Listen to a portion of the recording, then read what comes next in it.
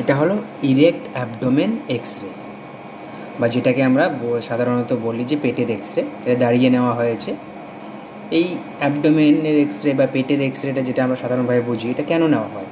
ডাক্তাররা এটা সাজেস্ট করে কারণ যে সমস্ত রোগীগুলো ডাক্তারের কাছে যায় যে আমার পেটে ব্যথা করছে, বা পেটে আমার গ্যাস হয়েছে, বা কোষ্ঠকাঠিন্য হয়েছে, বা কোনো কিছু খেয়ে ফেলেছে গলা দিয়ে, যেমন বাচ্চাগুলো খেয়ে ফেলে কয়েন বা বোতলের ছিপিগুলো, যার কারণে কিন্তু এই অ্যাবডোমেন এক্স রে বা পেটের এক্স রে করাতে বলে। এছাড়াও দেখা যায় যে কিডনিতে কোথাও পাথর হয়েছে নাকি, বা কিডনির লাইনে কোথাও পাথর হয়েছে নাকি, যে রেনাল ক্যালকারিস হয়েছে নাকি, এছাড়াও পেটের কোথাও টিউমার হয়েছে নাকি, পেটে গ্যাস বা তরলগুলো ঠিকমতো আছে নাকি, এবং বর্জ্য পদার্থ যে সমস্ত আমাদের পেটের ভিতরে থাকে সেইগুলো ঠিকঠাক আছে কি নাই, সেই জন্য কিন্তু ডাক্তাররা ইরেক্ট অ্যাবডোমেন রেখে থাকে বা এই পেটের এক্স রে রেখে থাকে যে সমস্ত পেশেন্টগুলোর পেটের সমস্যা থাকে।